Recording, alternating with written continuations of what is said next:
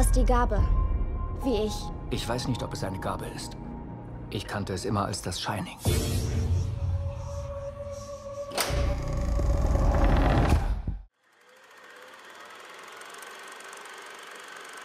The opening question for me must be, Ewan McGregor is first of all a great choice, but at any point did anybody make the joke, okay, we need somebody to play an addict and practically a Jedi. So we have somebody who did both. Yeah, it was a really short kind of casting call under those criteria. Yeah. You know, yeah, no, and Ewan, you know, we met with a bunch of different actors when the project was announced, and we were trying to find our Dan. What was amazing about Ewan, you know, not only does he bring with him kind of so much goodwill from his body of work, people just intuitively trust and very much like Ewan. But when he came into the room to talk to us, we did the thing, you can't talk about this movie without talking about The Shining, and we were talking about it with all the different actors who came in. And Ewan came in and said, oh, yeah, Dr. Sleep, it's a follow-up to The Shining, yep, Overlook, yeah, for about 30 seconds, and then was like, okay, but let's put that aside. And what I want to talk about is Dan Torrance and recovery, and I want to talk about AA. And that, I think, to us, made it clear that was the actor we needed to cast. That, you know, The Shining was absolutely somewhere on his mind for this, but that he was focused on the correct thing to be focused on, and that was Dan Torrance, you know, and his sobriety, which is really what the book is about. Although it is quite fun to see him at the beginning. It's disturbing, of course, but in a way, it's a fun beginning. And you have, in general, a great cast collected. I mean, you have O'Halloran nailed. I mean... Yeah, Carl Lumley. For a second, like, there is no CGI. No, I'm imagining CGI. And if you haven't seen The Shining the day before, which I wouldn't advise, actually, because we all know the movie so well, then you've done a great job to picking us up where we think we are. Yeah. And recreating that world for your own visually. So I know you've been asked this quite a bit. You had to marry an adaptation and a sequel to an adaptation that King didn't like, still doesn't like, but he's very aware of the fact that it is a pop culture tentpole. Everybody knows it, and it is in our collective conscience. So how tricky was it? What were your limits? Where did you stop yourself to recreate The Shining in a way for this movie? How far did you go? You know, that was a question we asked ourselves kind of every day at every step of the way. Finding a balance there was always going to be the most daunting part of this. And early on, we kind of started to approach it as, instead of saying it was a sequel, you know, the question was always, is it a sequel to Kubrick's film, or is it a sequel to King's novel, or is it just a straight adaptation of the Dr. Sleep novel? And the answer we have is the answer has to be yes to all of these. And if we looked at the movie as a child of The Shining instead of as a sequel, that made it easier, because that acknowledged that it has two parents. You know, it has genetic input from Stanley Kubrick and from Stephen King. Put another way, if we were asked to do The Shining 2 and King had not written this novel, the answer probably would have been no, because, not that we would have been asked, but like it would have been, the blueprint. And your question about Ewan was quite clever about that, because it's still grounded in the character of Danny Torrance. That was very much a North Star in terms of all the decisions we had to make. This character's journey is at the core of our story, and it's its own story. It is. It's like the beginning and the end feels very much in universe for Stephen King, when we regard everything that is Stephen King as a universe. And the middle part to me felt, well, this is really the story of Dan Torrance. Yes. And Abra, of course. My first impression was in the moment when we see Ewan McGregor waking up, like, oh, we're starting here. We don't go all the way back, and then you go all the way back. I think I can say this without spoiling too much. Were you seduced a little bit to do more past, to do more flashbacks, or were you happy? Okay, we have everything in we need. We don't have to have the comparison to The Shining with us all the time. And as soon as you do at some point a time jump, you are on your own. Were you happy at that point? We're like, okay, we're here now. We get to go forth. Yes, and that's exactly it. It was about, You know, how much do we have to spend time in the past? How much is the past important to this character? And that was really the question. I mean, it was all about Dan. The book answers this in a way, because the book at the beginning, I thought, wow, King went back for a while, and I was surprised that he did it, but he did it very well. But the one thing that was strongest to me in the book was the true knot. Yeah. And bringing them in with great casting again. Is there a lot of stuff on the editing floor where you thought, I wish I could have squeezed that in? Because it feels at times that you had to struggle, because I always imagining editing, if you have a movie that is this long but feels not long, that you have a suitcase that you need to pack, but there is too much stuff and you just cannot put it in and make it work. That's the point. No, and that's a really good way to look at it. You know, I'm thrilled with the final cut, you know, with the cut that we're releasing. That is where we needed to go. There's always material that I miss. There's always stuff I wish I could include. And we shot a longer film. The book is, you know, the book is... It's a King book. So. Yeah, it's a beast. There's so much richness there. I'm thrilled to hear that it didn't feel as long as it plays, because that's always the fear, you know? No, especially because you need to take your time at a few moments. You need to slow it down, because otherwise the moment gets lost somewhere. Yeah. And it didn't feel long to me. I mean, my back didn't. Oh, good. Speak up. Yeah, that's okay. But yeah, there's always material. You know, I think what makes this story interesting is that as King structured it, it's kind of a 5-act story. Yeah. You know, and you have, because of the requirements of not only getting into Danny's childhood and the events after The Shining, but also this kind of first act of his story before he finds sobriety. You know, that's its own other chapter. And there are versions of this movie that could have existed without that. I just think it would have robbed the character of so much resonance. You know, if you didn't see him hit that rock bottom, if you didn't see him find purpose in sobriety and in his job at the hospice, which is really the whole reason the title is what it is. Yeah. Without that, everything that happens after loses meaning. And so, you know, this was always going to be a very long story. It was always a dense story. But yeah, there is, and I hope, you know, when home video comes around, I hope there's going to be an opportunity for you guys to see some of the things that didn't make the final cut that are still wonderful pieces of material that I'm really happy with. That, you know, it just wouldn't fit into the suitcase that you described. Yeah. We did play with longer and shorter cuts, by the way. Yeah. And, you know, in a sense, there's always that character and pace are natural enemies when you're talking about length of a movie. Yeah. And so we ended up being pretty happy with the balance we struck for the theatrical cut, but there are some things we love on the editing floor. Yeah. I'm sure there is. Is there, and this would be definitely not in any of them, but was there a moment where Ewan McGregor was fooling around in the back of that door and just said, "Here's Danny," or something I'm just wondering. Because I was there for that moment. There were no cameras on. It was the first time I took him on a tour of the set. And it was Ewan and Mary, actually. Mary Elizabeth Winstead was visiting him on set, and the three of us walked through the Overlook. It was before we had shot anything in the residence. He hadn't seen it yet. And both of them had their moment when they saw that hole in the door. I actually went into the bathroom and I took pictures with their phones of them putting their face into there and kind of doing the full Jack bit.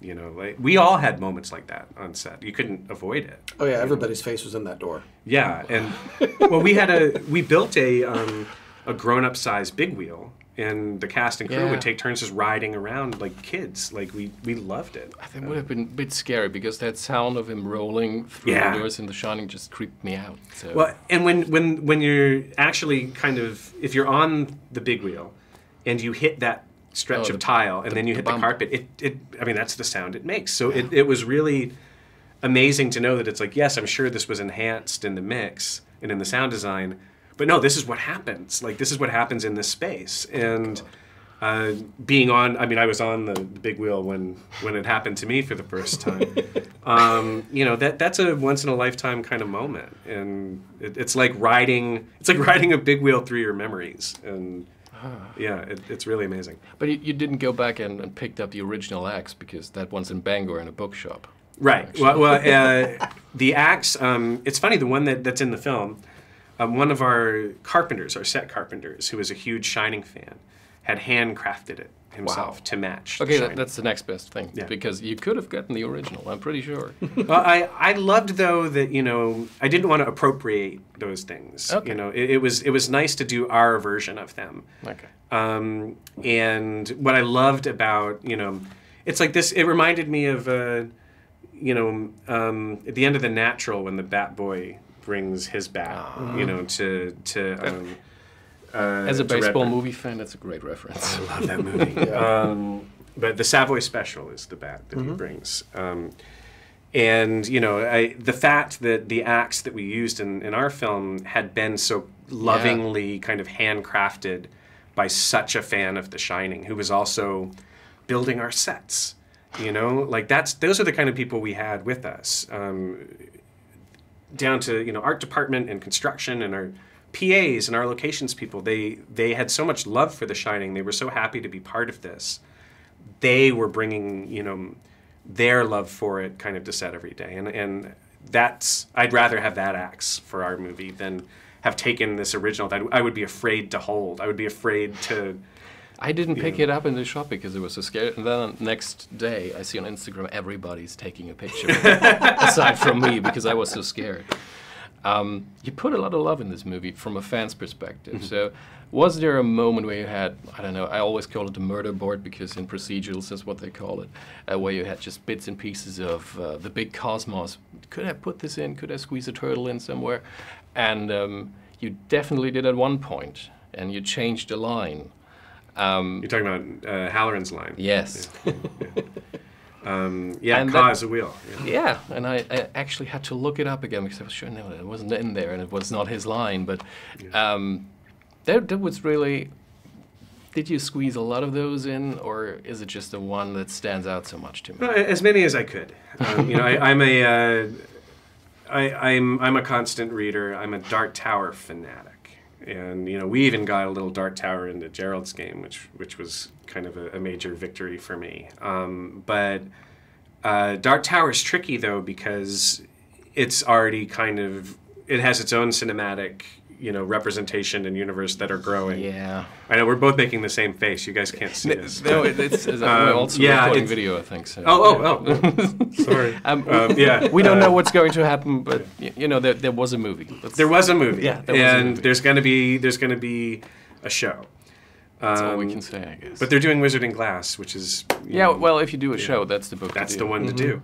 Yeah. Which is my favorite of the Dark Tower books. Yeah, Wizard in Glass is like, that's the one I would do if I could. Okay. Which, damn it, I'm not. But yeah, you know, there were a bunch of little opportunities in this to touch on the rest of the King universe, which is something that, you know, for the readers, we get that delight all the time. You know, the connections in the books, in all of the books, to each other and to the tower in particular are some of the most satisfying and kind of cool in-jokes to be in on. And, you know, I love that feeling when I read them. Any chance to squeeze them into the movie is always an opportunity I want to take advantage of. It's tough because you don't want to alienate people who aren't kind of initiated into that. That's the point why I thought this sticks out. This is not in the background somewhere. So, okay, but in the context, it works as just a mystical line if you're not really into the deep of Stephen King. Yeah, that's true because everything comes around. It's sort of a sentiment that's just a word is just one thing that what? But okay. Yeah, the word is difficult to wrap your head around if you're not familiar with the tower, and the sentiment behind it though is one of the most profound themes I think in a lot of Stephen's work, and that sense of fate being this wheel that we're all on, and it's going to go around and come around, you know, is one of them, and generationally too, you know, is one of the more profound ideas that he explores in so many different ways. It just seemed to fit this story so well. In that context, I must ask one question that has not much to do with the movie. The ending of The Dark Tower. You liked it? Did I read the coda? Did you like it or did you not? I loved it. Okay, then we're on the same page. That's fine because Ka's a wheel. You know, Ka's a wheel. And it was funny when I hit that part of the book where he said stop. You know, where he said, "Hey, you can stop right here and just remember them this way." And I was like, there's any chance in the world I'm not going to keep reading. I know a friend who actually put the book aside, went to bed, couldn't sleep, went back to the book, read it, and was like, damn it, I should have listened to him, because he didn't like it. And I can understand why. Yeah, I do too. I mean, it's a beautiful gut punch, though. I think it's from a writer's perspective, you have to like it. Yeah. That's, it's the symmetry of it. Yeah. But the thing that makes it so hopeful for me is not the symmetry, not the sameness. No, it's the horn. It's the horn. Yes, the horn is everything. And that sense that, yes, Ka is a wheel, and we are on this cycle, this nightmarish cycle of existence, but maybe this time, maybe. Let's put it back to the movie. There's one moment where, maybe it's a difference to another iteration that we have never seen, but the moment when Ewan McGregor as Danny Torrance asks for help. Yeah. I'm really, really thankful that the line is in there.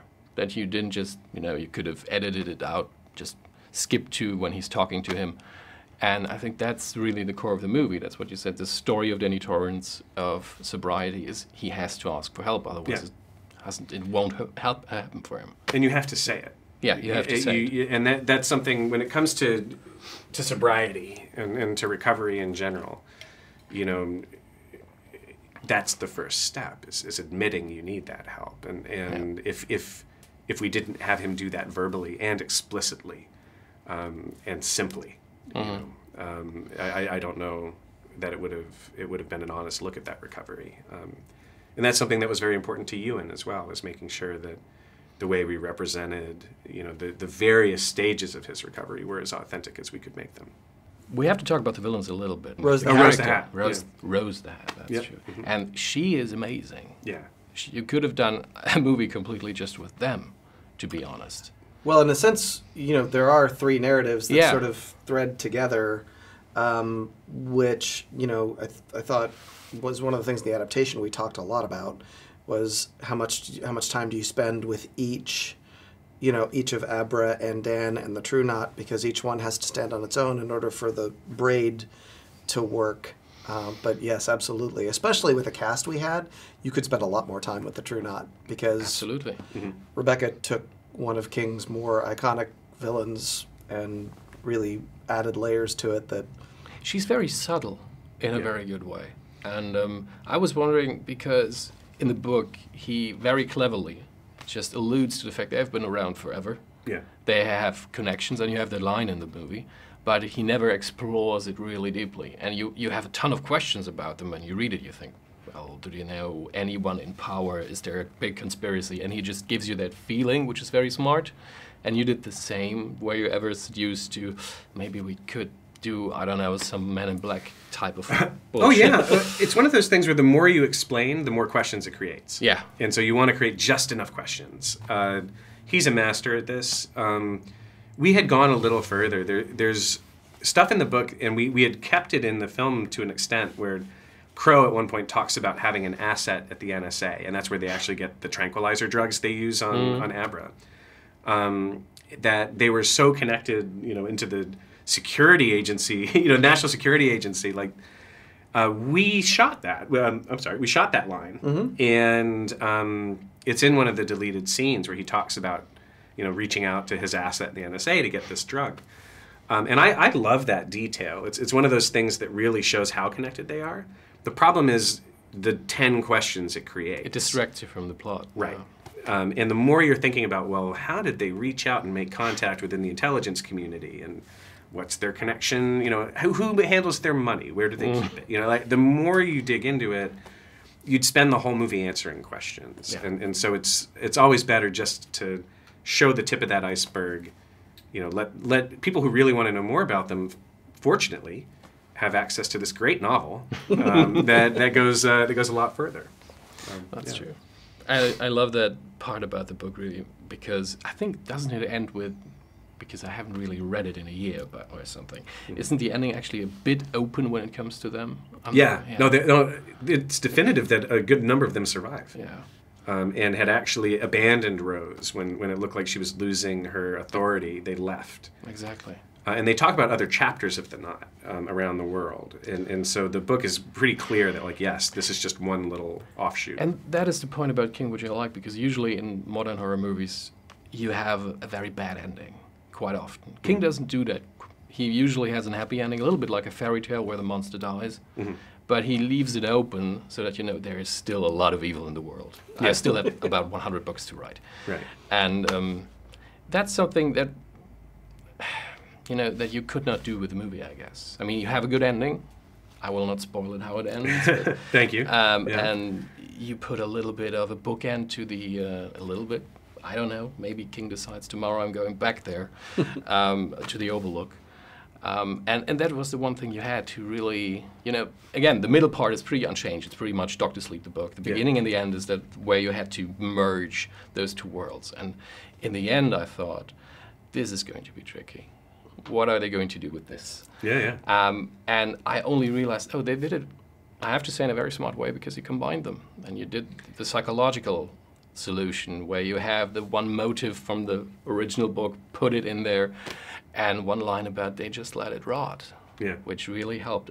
So kudos for that. It's a really, Thank you. Really good ending. Well, no, one of the things that was important to me was, you know, King is so specific about what he doesn't like about the Kubrick film, and the ending is a big one for him. Which I get. Me too. And but the chance to kind of go back when I was working on the script, it wasn't just about looking at the ending of Dr. Sleep, the novel, which was going to change regardless, just because of the framework that we'd kind of built in with the hotel now. Yeah. But I opened up The Shining, you know, and it's like, let's go back to that ending. Let's look at the endings that King didn't get from Kubrick, because there's a lot of that can come up. And what was Jack's in the novel, in that original ending, can be Dan's now. And that was one of the things I hoped would not only be really satisfying for King fans, but help make King himself feel more comfortable about revisiting that Kubrickian iconography. Was that, but you also get these notes from your original ending that you never got before. You know, we can bring some of that back. To get physically and metaphorically really go back in there and breathe life into it, which is really good. Yeah. The Dark Tower, the whole system of it, because I regard your movie as just one more level of it, just that wasn't there before, which combines two others. It is pretty much like a cinematic universe that just the rights are all over the place. Yeah. And do you feel at home? Do you feel like this is a family of movies? It's all collected a little bit. The Castle Rock show over here, the miniseries of Shining over there. Then you have the Stan TV series, the new Stan TV series, and all the comics even. Yeah. Do you feel that is one thing? Yeah, and that comes from the books too. You know, I think what's happening is people who grew up loving Stephen King are now in a position to adapt him. You know, more and more filmmakers who are making Stephen King movies and television shows grew up reading him. And so those connections are becoming more intense and more overt. And I think that's really exciting. You know, and that was one of the big arguments for why we approached this to begin with, was the cinematic universe of Stephen King is so established that, you know, we have to use the language of Kubrick. There's no other way around it anymore. And that's with nothing but admiration for Mick Garris's miniseries as well. Was it even debated at one point? Because I always imagine the writer's room, I don't know why, where people are like, okay, are we going to do our own thing completely, like a third version? Are we going to do the sequel? And you have to come to the conclusion, we cannot erase The Shining out of anybody's brain. That's right. It's impossible. Yep. We came to that conclusion pretty quickly. It was a debate for sure. Not a very robust one. But not a robust one, because there's really no... We try and ask all these questions and answer them in the way that the fans would, or that we would as fans, and that didn't take very long to answer that one. Yeah, we asked it, though. We would try to ask any question we thought someone else might. Okay. Even if we thought we already knew the answer, it was like, we have to entertain it. We have to go through the process of debating it, because the fan base will. Definitely. And we can't say, yeah, we never considered that. Now, yeah, we never looked at it. We have, more than any other project we've ever done, we have to leave no stone unturned in this one. And so, yeah, that was a short discussion, but the answer was clearly, like you said, you can't erase The Shining. And the visual language in my own head reading the book was Kubrick's language. You know, there was no way out of that. That was just kind of self-evident. Do you have one, let's call it a cameo, towards the end? Was it hard to find that actor? Geographically, no. He's always nearby. Okay. Because we work together a lot. Okay. But yeah, it was nonetheless a casting decision that Even to do it at all. Required an enormous amount of debate and conversation. Okay. An enormous amount.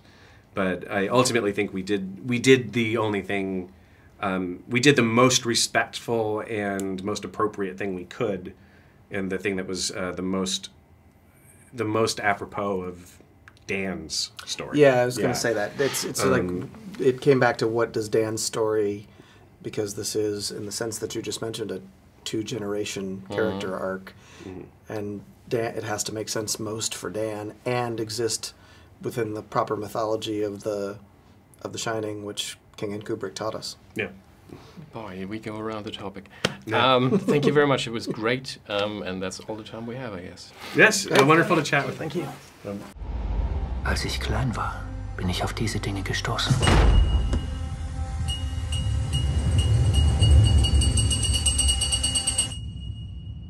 Ich weiß nicht, ob es eine Gabe ist. Ich kannte es immer als das Shining.